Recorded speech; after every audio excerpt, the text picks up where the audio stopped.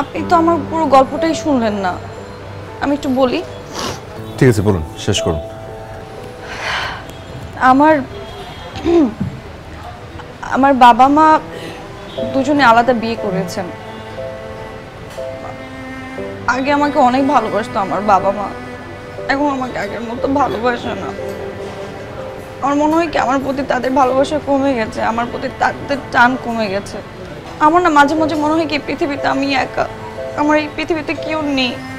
আপনি জানেন আমি আমি অনেকবার সুইসাইড করতে চেয়েছি। আমার মনে হয়েছে যে আমি মারা যাই।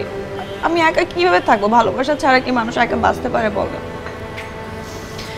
তারপর একদিন ফেসবুকে একটা ছেলের সাথে আমার চ্যাটিং শুরু হয়।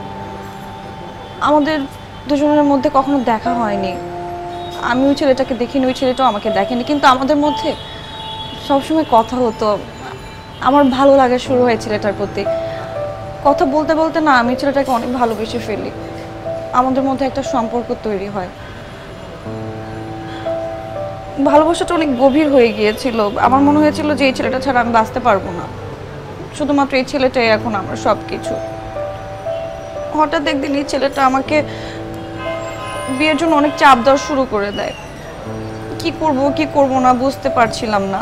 আমি ওই ছেলেটার সাথে আজকে দেখা করতে আসি।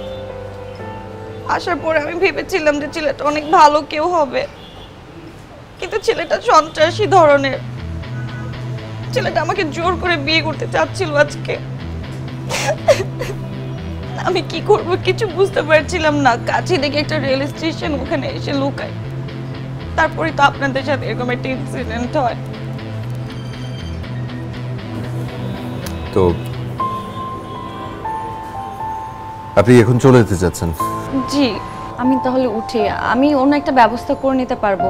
এমনিতে আপনি আমার জন্য অনেক কষ্ট করেছেন, আপনি ট্রেন পর্যন্ত মিস করেছেন। আমি আপনার প্রতি কৃতজ্ঞ থাকবো। আসি।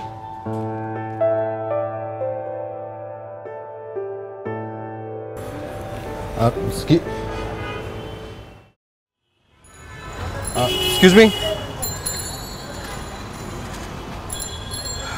আপনার ফোন ফেলে যাচ্ছিলেন। ও, থ্যাংক ইউ। শুনুন,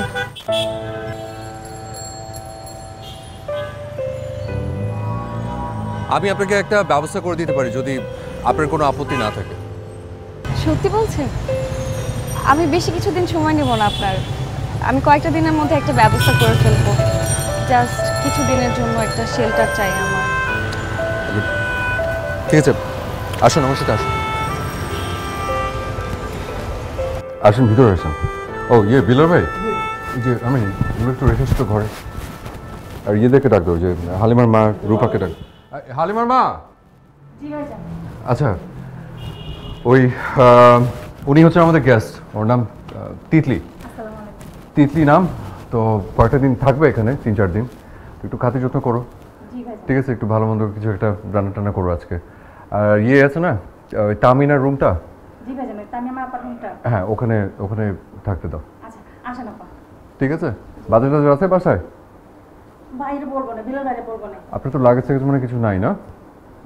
মানে সাথে জামা কাপড় ফ্রেশ ইয়ে করো তো হালিমার, ওই যে তামিনার জামা টামা দেখো তো, খুঁজে পাও নাকি? দিয়ে দিও কয়েকটা, করো। যান।